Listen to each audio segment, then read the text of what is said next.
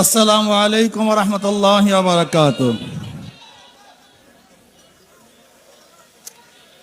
নাহমাদু ওয়া নুসাল্লি আলা রাসূলিহিল কারীম, আম্মা বাদ।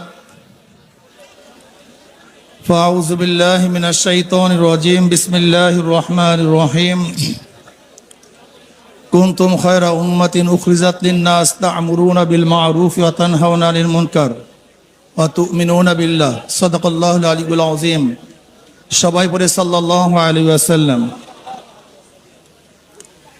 আয়োজকদেরকে ধন্যবাদ, দিন প্রিয়, ইসলাম প্রিয় সবাইকে ধন্যবাদ। শুকরিয়া জ্ঞাপন করছি যে অন্যার মোকাবেলার জন্য আমরা সোচ্চার এখনো আছি। যতদিন পর্যন্ত মুমিন মুসলমানরা অন্যায়ের প্রতিবাদ করবে, ততদিন পর্যন্ত গোটা দুনিয়ার থেকে ইসলাম মুসলমানকে ধ্বংস করার ক্ষমতা কেউ রাখবে না, ধ্বংস করতে পারবে না। কিন্তু যখন আমাদের মধ্যে প্রতিবাদ বন্ধ হয়ে যাবে, ইসলাম ধ্বংস হয়ে যাবে।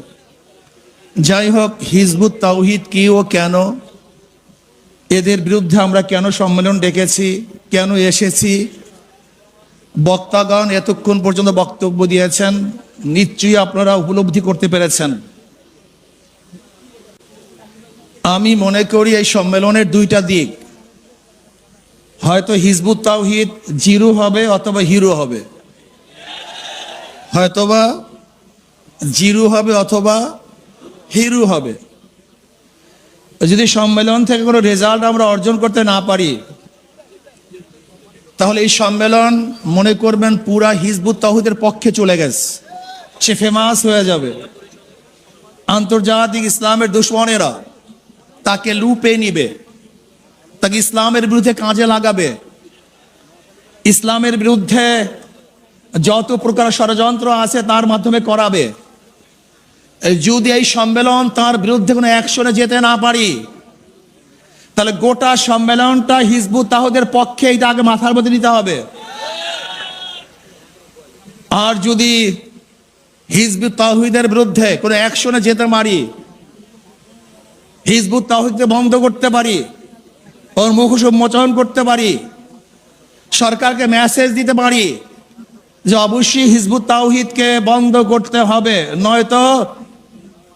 নয়তো এই জনগণকে কোনো অবস্থাতেই থামিয়ে রাখা যাবে না, তাহলে হিজবুত তাওহীদ জিরো হবে। আমি মনে করি আমাদের ওলামায়ে কেরামরা বাতিলের বিরুদ্ধে বারবার আন্দোলন করেছে, কিন্তু সাকসেসের ধারাটা আমাদের ফান্ডে খুবই কম।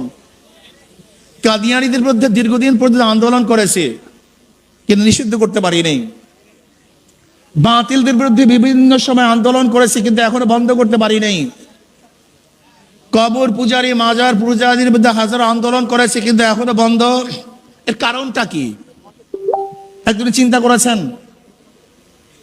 এখানে যেই লোক আছি, এই লোকেরা আজকে স্টেজে যে ওলামায়ে কেরাম আছেন এবং আমরা যারা উপস্থিত আছি, আমরা সরকারের কাছে কোনো দাবি করবো আর সরকার মানবে না, এটা হতে পারে না, এটা বাংলাদেশে হতে পারে না। তার মানে আমরা দাবি উপস্থাপন করতে পারি না, দাবি আদায় করতে পারি না। এর জন্য সরকার আমাদের কথাকে গ্রহণ করেন না, গুরুত্ব দেন না।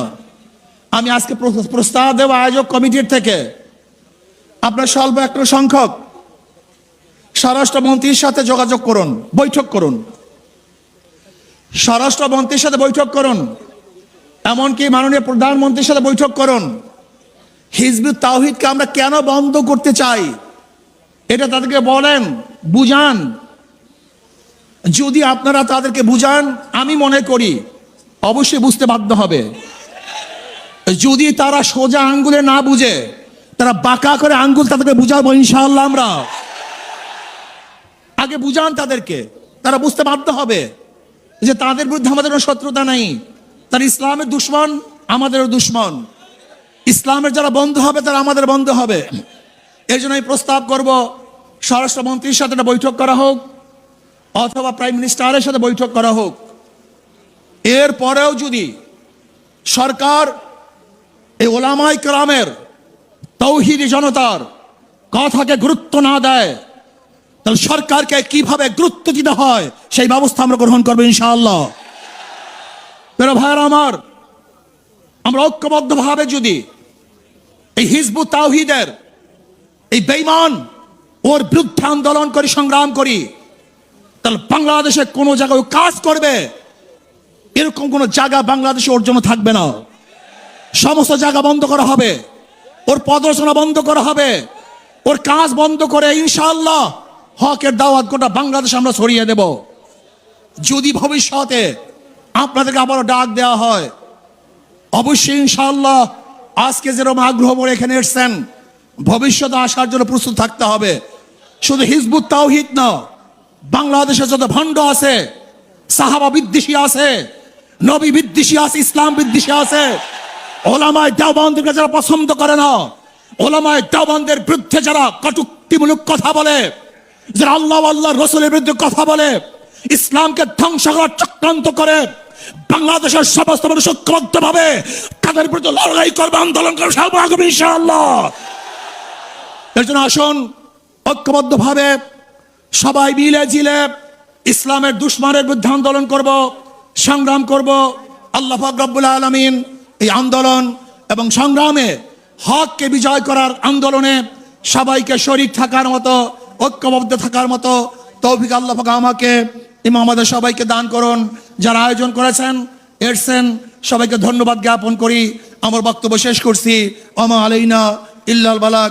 আসসালামু আলাইকুম ওয়া রাহমাতুল্লাহি ওয়া বারাকাতুহু। সবাইকে ধন্যবাদ।